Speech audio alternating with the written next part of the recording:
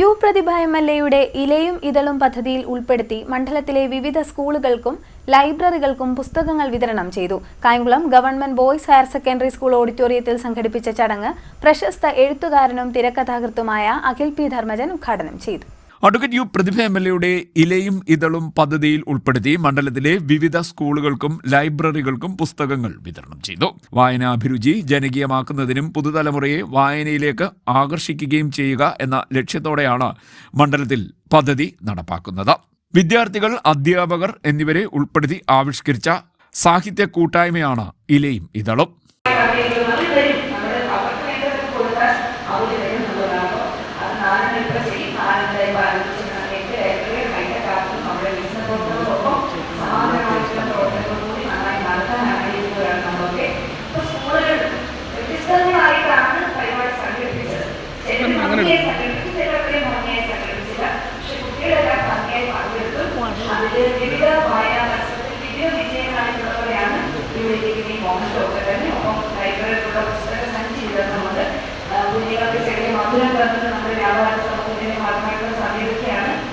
എംഎൽഎയുടെ പ്രത്യേക വികസന നിധി വിനിയോഗിച്ചു വാങ്ങിയ 3 ലക്ഷം രൂപയുടെ പുസ്തകങ്ങളാണ് വിതരണം ചെയ്തത്.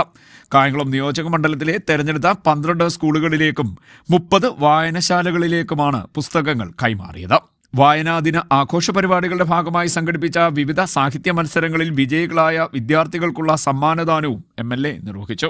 Kayamkulam government boys higher secondary സ്കൂളിൽ സംഘടിപ്പിച്ച ചടങ്ങ് പ്രശസ്ത എഴുത്തുകാരനും തിരക്കഥാകൃത്തുമായ അഖിൽ പി ധർമ്മജൻ ഉദ്ഘാടനം ചെയ്തു.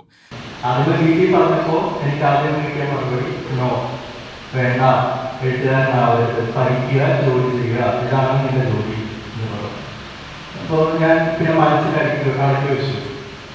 അച്ഛൻ അധികം പഠിച്ചിട്ടില്ല, അതുകൊണ്ട് തന്നെ അച്ഛന് ഞാൻ ഈ എഴുതാനാണെന്ന് സമയത്ത് ഞങ്ങൾ മാത്രം എഴുതാനുണ്ട്. അപ്പം വൈകുന്നേരമായിട്ട് ദിവസമായിട്ട് കട്ടിലൊക്കെയാണെന്ന് പറഞ്ഞു.